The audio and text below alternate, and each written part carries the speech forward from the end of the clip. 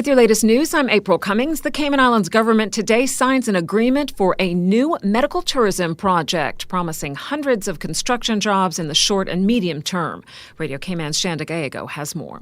At a live press briefing, Premier the Honourable Alda McLaughlin updates the country on the new Astor Cayman Med City project. The project will be carried out in phases and will comprise a hospital, assisted living and independent living quarters, and a medical university. Total cost of the project is estimated at some US $350 million. The Premier says Phase 1 will comprise a 150-bed multi-specialty hospital on Grand Cayman, offering primary, secondary, tertiary, and quaternary care, which he describes as very specialized medical care not currently available on the islands. Phase 1 is expected to be completed over some 3 years. During this phase, ASTA will also establish a clinic on Cayman Brac. Phase 2 will provide an assisted living and independent living facilities, each comprising 100 units. Plans anticipate Phase 2 to start about 3 years after the hospital has been operational. Phase 3 will comprise a medical university, which will be integrated with the hospital. It is expected that the hospital will also be expanded to about 500 beds during this phase. The third phase of the hospital is expected to start some 7 years after the hospital has been in operation. The Premier says the company will use local contractors and local service providers during construction and outlines concessions government is providing to ensure the earliest completion and future success of the project. No duty on life-saving equipment and medical supplies for a period of 25 years after the commencement of construction of Phase 1. No duty on other medical equipment and supplies for a period of 25 years after the commencement of construction of Phase 1.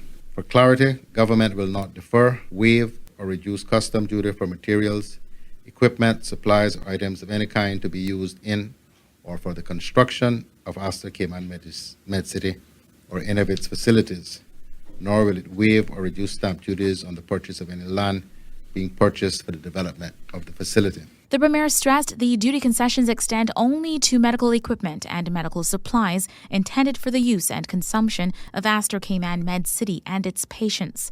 Astor is not allowed to resell medical equipment or supplies to anyone but its patients. While government has agreed to assist the Dubai-based company with efficient movement through applications and license requests, the company will need to meet all other requirements on its own. The government also has put a 5-year moratorium on any new non-Caymanian medical tourism providers to compete in the field of large-scale medical tourism. Shanda Gallego, Radio Cayman News. While Astor DM is the Dubai-based company behind the project, a familiar proponent of medical tourism will serve as project director, Gene Thompson of Thompson Development, formerly of Health City, Cayman Islands, the island's first large-scale medical tourism project. He says this new project wasn't on his agenda. It wasn't something that I'd planned on. It wasn't something that I'd gone out and looked for. I have a lot of other things going on. I've had some health challenges. By God's grace, I'm doing well. But this is really about Cayman and what's best to make Cayman the destination for destination care. And when it was brought to my attention, I actually initially turned it down. And then I thought about it and said, if we didn't do it here, it was going to go somewhere else.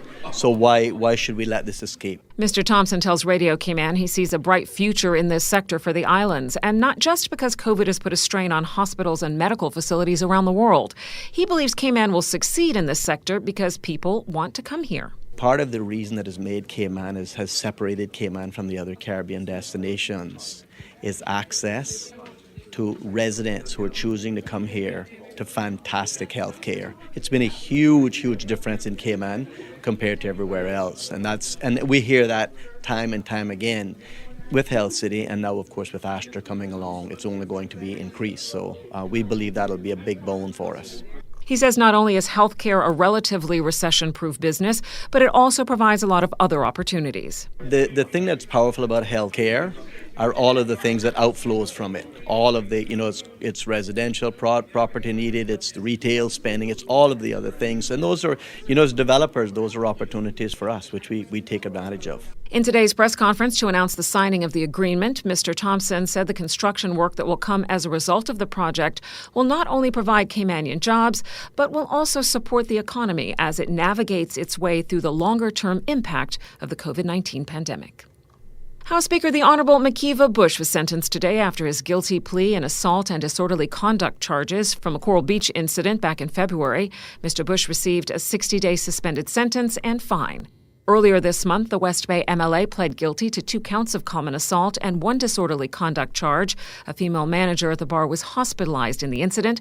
Mr. Bush initially pled not guilty to the charges. At the Mid-City press briefing today, when asked by local media, the Premier said he did not anticipate any action being taken with regard to Mr. Bush's position as Speaker. Obviously, the government will have to take time to consider the matter, but what I will say about that is that there may or may not be another meeting of the House before the House is dissolved in March.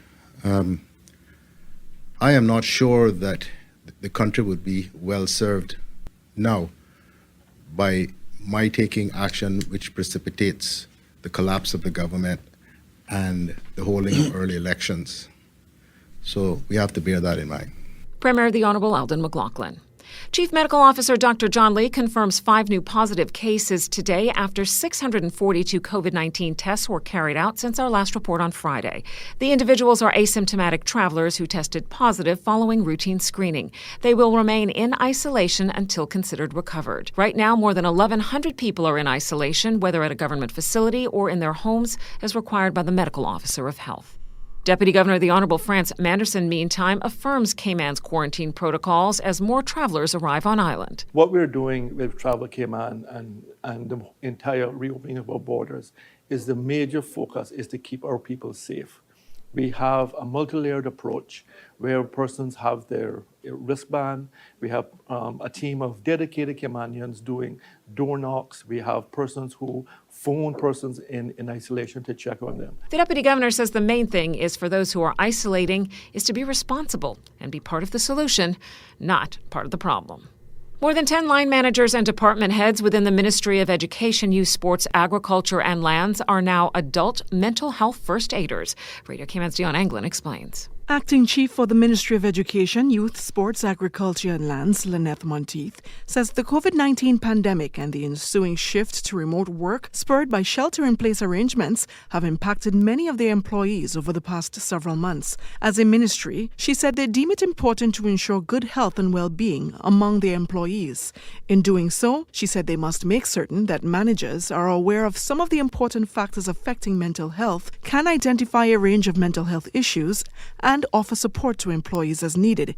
18 course participants were trained in the 2-day online training session to identify several mental health issues, including depression, substance abuse, self-harm, anxiety, and eating disorders. They were also taught a 5-step plan to address these mental health crises. The training content was developed by Mental Health First Aider England, and participation in refresher courses is recommended every 3 years. Reporting for Radio Cayman News, I'm Dion Anglin. That is your latest local news from Radio Cayman's newsroom. I'm April Cummings.